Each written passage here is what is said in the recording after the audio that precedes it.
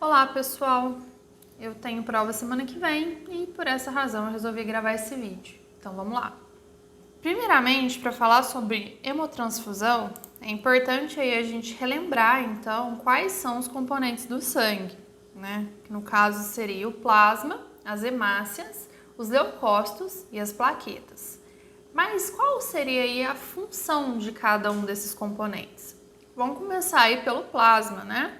O plasma, ele é composto aí por 90% água e 10% substâncias orgânicas, que seria a glicose, a albumina, anticorpos, vitaminas, hormônios, triglicerídeos, ureia, ácido úrico e creatinina. E também são presentes aí substâncias inorgânicas, né? Que são a água e os sais, né? Então a função maior aí do plasma, né? É transportar nutrientes, excreções, hormônios e também tem a função aí termorreguladora, tá? As hemácias aí, né? Também conhecidas como glóbulos vermelhos, né? Ou eritrócitos, ela tem a função maior aí, né? De transportar, né? O oxigênio e o CO2 pelo nosso sangue, né?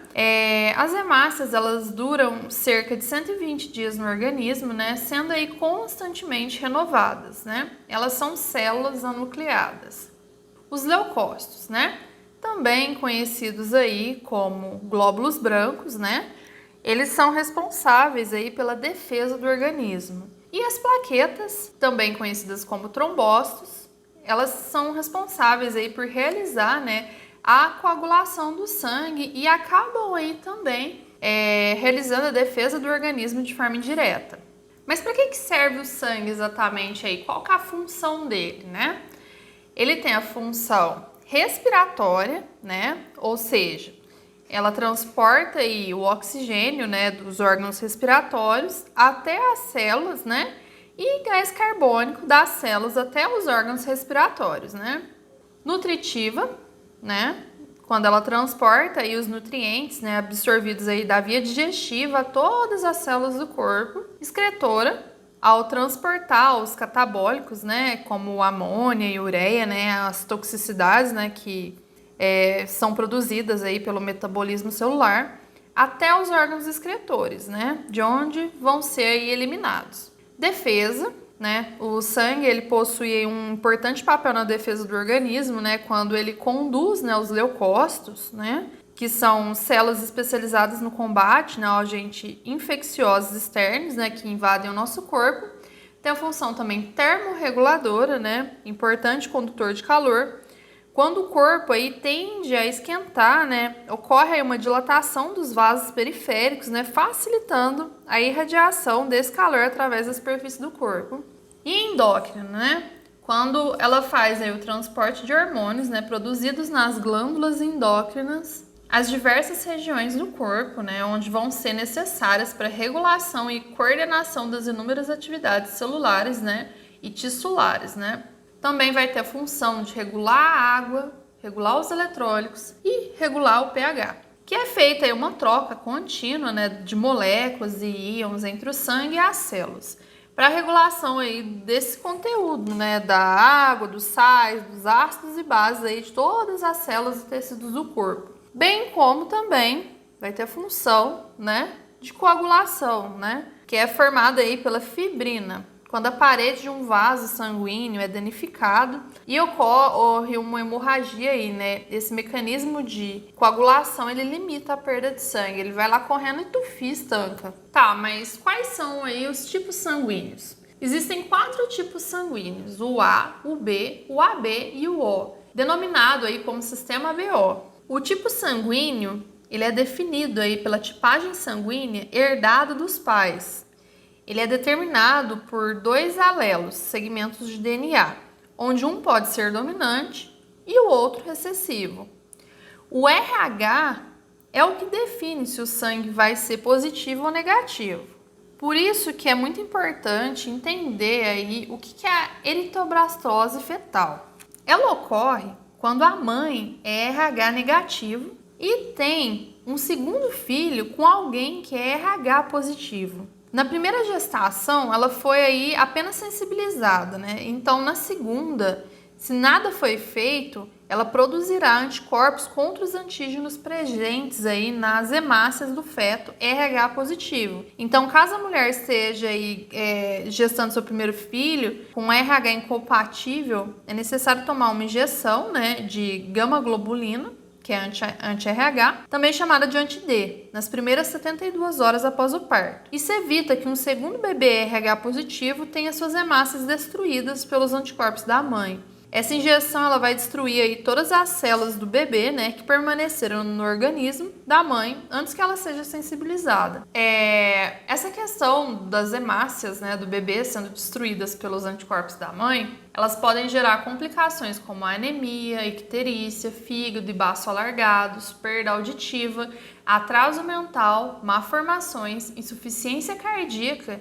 E pelo acúmulo de líquidos corporais aí devido à insuficiência cardíaca, ela acaba aí causando edemas na pele e também é um grande risco de aborto. Então, por isso é muito importante o pré-natal, né?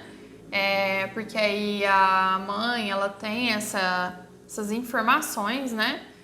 Sobre o RH do pai, né? Da criança, né? Para poder aí fazer o tratamento antes que possa lesar, né? A criança aí que está sendo gerada. Tá. Vamos falar um pouquinho aí sobre os tipos sanguíneos. É muita informação, né? E é difícil decorar isso daqui. Só que tem um macetinho. Primeiramente, vamos lá. A grande sacada é entender que os tipos sanguíneos negativos, eles só vão receber de negativo. E que o AB positivo, ele é um receptor universal e o O negativo é um doador universal. Só que ele tem aí uma característica básica que ele só vai receber dele mesmo, né? Então, o O negativo salva todo mundo, mas se precisar de alguém para salvar e não tiver outra pessoa com O negativo, ferrou, né? E os positivos, em geral, inclusive o O positivo, né? Eles vão receber deles mesmos, né? E do negativo do mesmo fator. Ou seja, vamos lá. O O negativo só recebe dele mesmo, mas doa para todo mundo, ó. Ele vai doar para todo mundo. O A negativo só recebe dele mesmo e do O negativo. O B negativo só recebe dele mesmo e do O negativo. O A negativo, o AB negativo, ele vai receber dele mesmo, do A negativo e do B negativo e do O negativo. Depois os positivos, o O positivo recebe dele mesmo e também do O negativo. O A positivo, ele recebe do A positivo, do O positivo, do A negativo e do O negativo. O B positivo, ele vai receber do B positivo, do O positivo, do B negativo e do O negativo. O AB, que é um receptor universal, ele vai receber de todo mundo. Então, o AB é o mais fácil aí de salvar. Tá, sobre o hemograma completo. O hemograma, ele é dividido aí em 3 séries celulares, né? A série vermelha, a série branca e as plaquetas. Vamos entender aí um pouquinho como que funciona o hemograma da série vermelha. Ele é composto aí pelo eritograma, né, que vai contar o número de hemácias e concentração de hemoglobina, as hemácias, né, que seriam os glóbulos vermelhos, a hemoglobina, que é uma proteína aí presente nas hemácias, né, que é o pigmento aí que dá a cor vermelha ao sangue, que é responsável pelo transporte do oxigênio. O hematrócito, que é a porcentagem da massa de hemácia em relação ao volume de sangue. O VCM, que é o volume corpuscular médio, né? Ele ajuda na observação do tamanho das hemácias e no diagnóstico da anemia. O HCM, que é a hemoglobina corpuscular média, é o peso da hemoglobina dentro das hemácias. E o CHCM, concentração de hemoglobina corpuscular média, é a concentração da hemoglobina dentro de uma hemácia. Depois vamos para a série branca. A série branca ela vai avaliar o leucograma, que são os glóbulos brancos, né? Nessa parte acontece a avaliação do número de leucócitos. Além disso, é feita a diferenciação celular. Os leucócitos, né, que é o valor total de leucócitos no sangue. Os leucócitos, eles são diferenciados em 5 tipos no hemograma.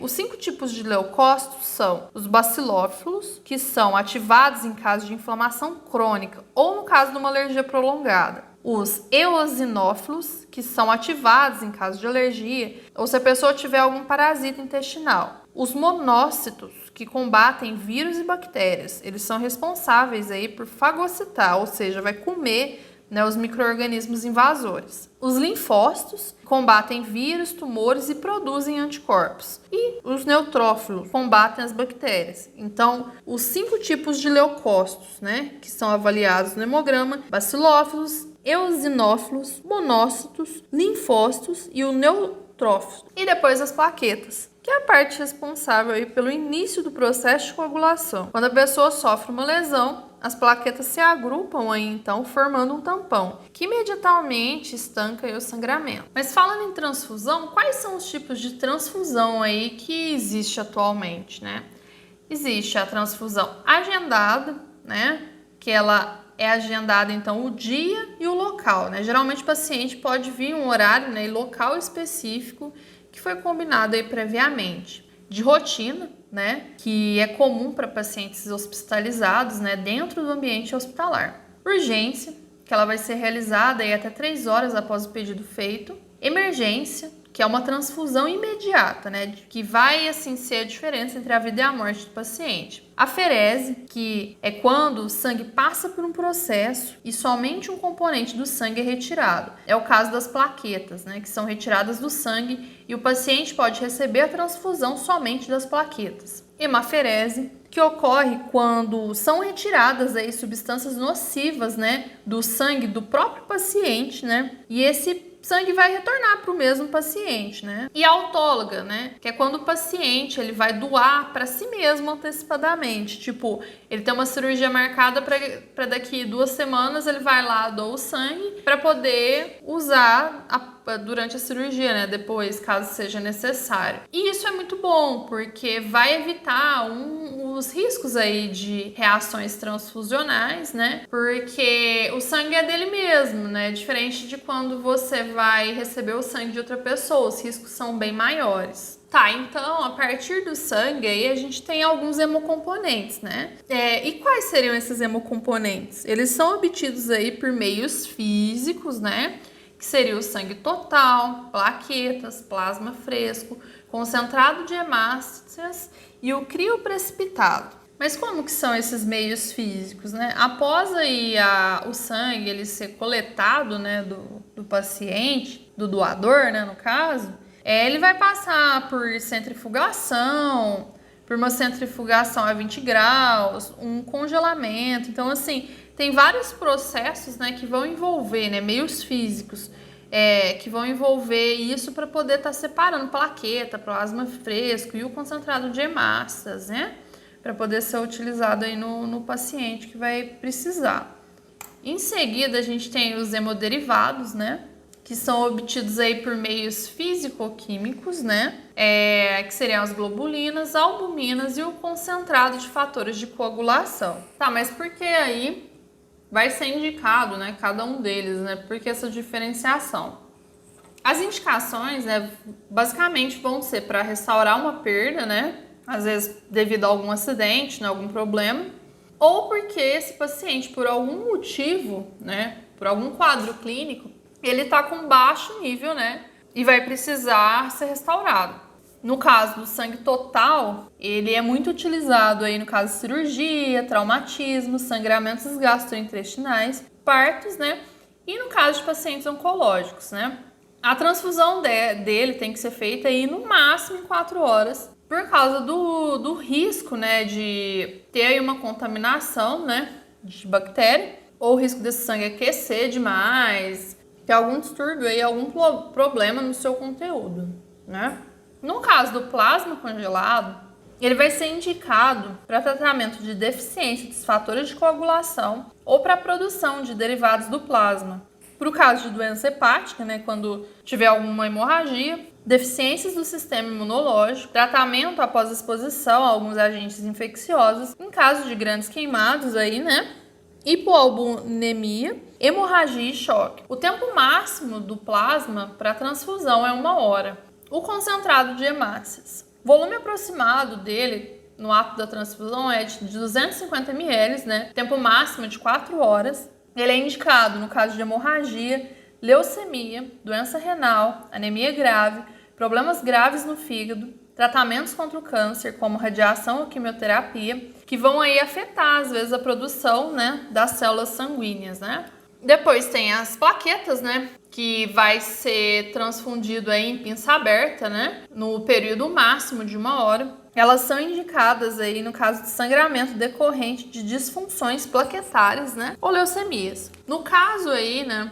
Quando tem algum tipo de coleta de sangue, né, coleta de amostra que tem que ser feita, né, antes do processo, depois do processo, sempre vai ser utilizado um tubo sem anticoagulante e um tubo com anticoagulante, né? A validade dessa amostra que for retirada do paciente tem 72 horas. Mas qual que exatamente aí é o parecer, né, do Corém em relação, né, à administração de hemocomponentes e hemoderivados? O Corém preconiza que toda transfusão deve ser solicitada pelo médico, né, e realizada por profissional de saúde capacitado, né, e habilitado, né, para a função. A atribuição também do enfermeiro, né, em hemoterapia, elaborar a prescrição de enfermagem nos processos hemoterápicos, executar e ou supervisionar a administração, a monitoração e a infusão de hemocomponentes, atuando nos casos, né, de reações adversas. Falando em reação adversa, é muito importante, né, entender que durante a transfusão, né, na verdade existem aí 3 períodos, né, de grande importância, né, que é antes da transfusão, durante a transfusão e após a transfusão, que você vai ter que ficar aí sob vigília do paciente.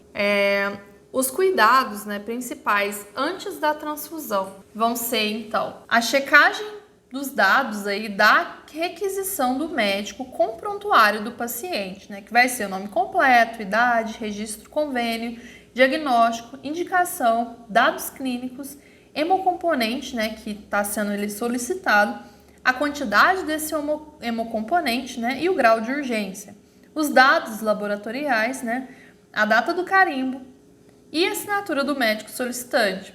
Todos esses dados, né, vão ter que ser feitos em uma dupla checagem para ver se está tudo certo. Depois vai ter a checagem da identificação do receptor, que vai ser pulseira, que vai ver lá na pulseira se tem o nome completo, número de atendimento, data de nascimento. O cartão, né, vai ver se o nome completo está certo, registro, data de nascimento, o tipo ABO, né, que é o tipo sanguíneo, e o fator RH, né, vai conferir lá também do rótulo da bolsa, dos dados da etiqueta de liberação e validade do produto. É importante também checar o termo de consentimento, né, do paciente, ou pelo paciente, né, pelo familiar responsável, porque às vezes esse paciente ele tem alguma restrição, às vezes por crença, né, ideologia, algo que impeça ele de estar fazendo essa transfusão, como por exemplo no caso dos testemunhas de Jeová. Então é importante pegar esse termo de consentimento, né, e conferir, né, para ver se está tudo certo, por causa do caso de você fazer aí uma transferência, né, sem estar autorizado, né, e às vezes correr o risco de levar um processo. É importante também preparar e identificar os tubos de coleta previamente, né, deixar tudo pronto, né, antes de você começar a colher as amostras. Preparar o material aí para acesso venoso de grosso calibre, né, o catéter 20, né, a gramatura, no mínimo, geralmente é utilizado. Garantir que a bolsa esteja fora do freezer aí de 20 a 30 minutos antes do procedimento. Também é importante fazer a inspeção visual da bolsa, né, ver a cor, integridade, né, para ver se tem risco de hemólise, coágulos ou bolhas de ar. E a temperatura aí por meio da dupla checagem, né, do enfermeiro e do técnico de enfermagem responsável lá pelo setor. Alteração da cor é sinal de hemólise, né? O que é a hemólise? A hemólise vai ser a quebra, né, das hemácias. E é importante também estar atento, então, para as bolhas de ar, né, que elas vão indicar o crescimento bacteriano, né? Às vezes o sangue já tá passado, alguma coisa, ou armazenou errado, aconteceu alguma coisa durante algum dos processos aí que fez esse sangue tá zoado. É importante também, então, aí aferir, né, e anotar os sinais vitais do paciente previamente, né, antes de começar a transfusão, porque esse vai ser o fator X aí para você conseguir ter uma margem se caso ocorra alguma reação transfusional. É importante que o paciente esteja febril no ato de iniciar a transfusão. É importante fixar o cartão de receptor na bolsa, né, de sangue. Fazer o cálculo de gotejamento aí conforme o volume da bolsa, né? Aí vamos ver o cálculo aí de gotejamento. A fórmula é gotas, né, / minutos, né, igual a volume dividido por tempo vezes 3. A conta é fácil. O problema é gravar a fórmula na cabeça, né? Então vamos lá, exemplo. Prescrição de 500 ml de sangue total. Precisa correr no máximo aí até 4 horas, né? Devido ao risco de contaminação ou alteração estrutural. Então, gotas / minutos, né? Igual a 500 ml dividido por 4 horas vezes 3. Aí primeiro você sempre faz o de baixo, né? Que aí no caso 4 vezes 3, 24. Aí você tem 500 ml dividido por 24, né? Vai dar aí o total de 20,8, né? Que você vai arredondar para 21 gotas por minuto, né? Conforme a norma. Então é suave, só tem que decorar a fórmula. Depois tem os cuidados aí durante a transfusão, né? Você vai anotar o início do gotejamento, controlar o gotejamento de 12 a 15 gotas por minuto, né? Dos primeiros aí 10 minutos. Observar a beira-leito aí por 10 minutos para possíveis riscos, né? Possíveis riscos de reação transfusional. É importante aferir aí os sinais vitais, né? Após os primeiros 10 minutos. Ou seja, você aferiu os sinais vitais antes do procedimento, fez a transfusão, tá ali de olho, conferiu, né, durante os 10 primeiros minutos e depois desse período vai aferir de novo. Então você vai ter que ficar ali por conta, né, do paciente, vai ter que ficar em cima dele para poder observar, né, rigorosamente o paciente e para ver se está pingando certo, está pingando a quantidade de gotas que precisa, né? Não pode ser muito rápido, não pode ser muito devagar, tem que seguir direitinho para poder correr no período que foi solicitado pelo médico. Depois desses 10 minutos, esses 10 primeiros minutos, né, que o sangue ele corre um pouco mais rápido, né, vamos falar assim, você vai ter que ajustar aí o gotejamento para 4 horas.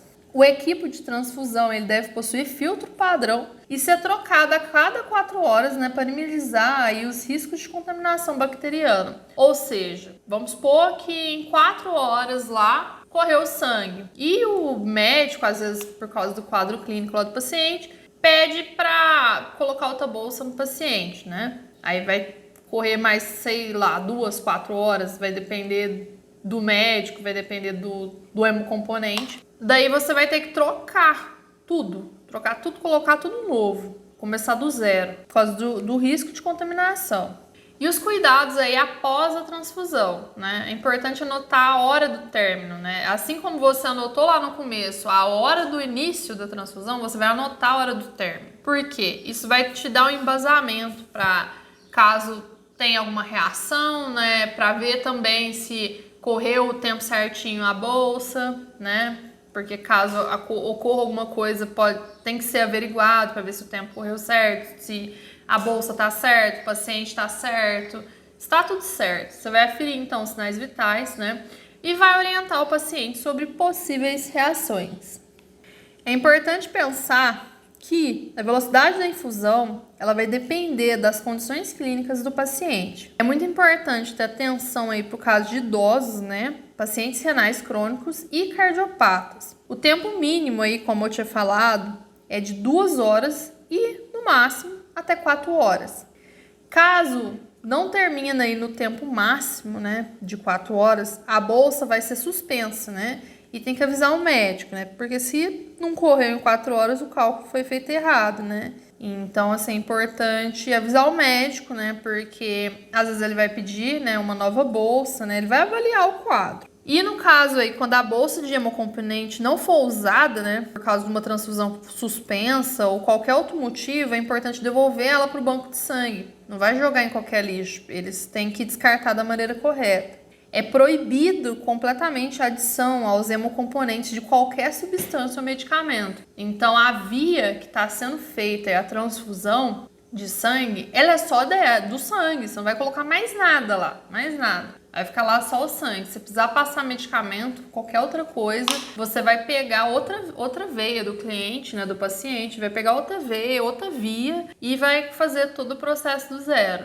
Então tem que estar muito atento, né, para não aquecer, né, tem que ficar de olho durante a transfusão, porque às vezes o tempo tá muito quente, às vezes ocorre alguma coisa, né, e essa bolsa não pode aquecer, né, por causa do risco de hemólise, né, que vai ser a quebra das hemácias, quebra dos glóbulos vermelhos, né, e isso pode causar vários problemas para o paciente, inclusive levar ele à morte, né. É importante não fazer pressão externa, né, na bolsa de sangue, né? Coloca ela lá, deixa ela quieta e informa o paciente, quem estiver perto, né, que não pode fuçar lá, não pode mexer, porque essa pressão externa pode causar hemólise também, né? Pode colocar a vida do paciente em risco.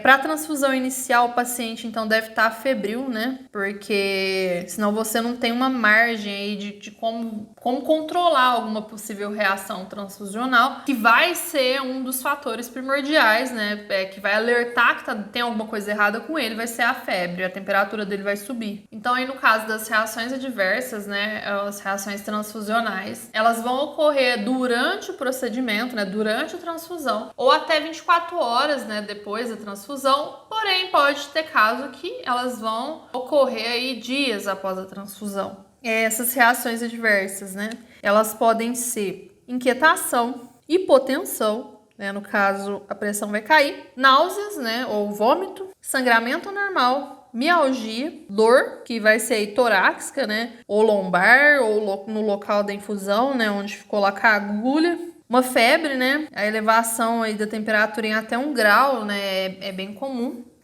Mas tem que ficar de olho, não pode passar disso. Falta de ar, edema roto de pulmão, presença de sibilos, tosse, dispneia, né, cianose, purido, urticária, calafrios, cefaleia, né, rubor facial, oliguria. Oliguria, pouca urina, anúria, ausência de urina. Também pode ocorrer urina com aspecto escurecido. Os tipos de reações podem ser imediatas, que vai ocorrer nas primeiras 24 horas, ou tardias após 24 horas. Mas o que você vai fazer em caso de uma reação? Caso o paciente tenha uma reação durante a transfusão, vai interromper a transfusão na hora, mas você vai montar outro acesso, né, para poder manter a veia aí do paciente já permeável aí com soro fisiológico a 0,9%. No caso do médico pedir para passar um medicamento para caso de alguma zebra, né? No caso esse paciente venha piorar, precisa medicar, precisa fazer alguma coisa. Então é importante parar a transfusão na hora e fazer outro acesso, deixar ele preparado para poder correr a tempo. Verificar os sinais vitais, avisar o médico, né, e o enfermeiro, né, que é responsável lá pelo setor. Se o médico do paciente não estiver lá, avisa o plantonista, tem que avisar todo mundo acima de você. Conferir se não houve erro, né, da identificação ou da instalação da transfusão. Anotar, né, a intercorrência, né, que teve, né, no caso da reação, o que aconteceu, o que o paciente está sentindo, no relatório do paciente. Vai observar a diurese, né, vai observar se ele está urinando, como é que está a situação, características da urina. E junto lá com esse relatório, né, o laudo da intercorrência, vai mandar essa bolsa de sangue para análise. Porque se não teve erro ali vamos falar assim. Se você não cometeu nenhum erro, se o paciente está certo, os documentos dele estão certos, tudo está coincidindo com a bolsa, às vezes tem algum problema e visivelmente você olhou a bolsa, está tudo certo, algum problema tem que você não conseguiu identificar ali na bolsa, essa bolsa tem que ficar para análise, tem que mandar lá para o laboratório para eles verem o que aconteceu de errado, né? Para ver se foi erro lá, se foi erro de estoque, tem que ser estudado, tem que ser apurado, então não pode jogar fora, tem que mandar para o laboratório. Então é isso. Nos vemos depois. Tchau!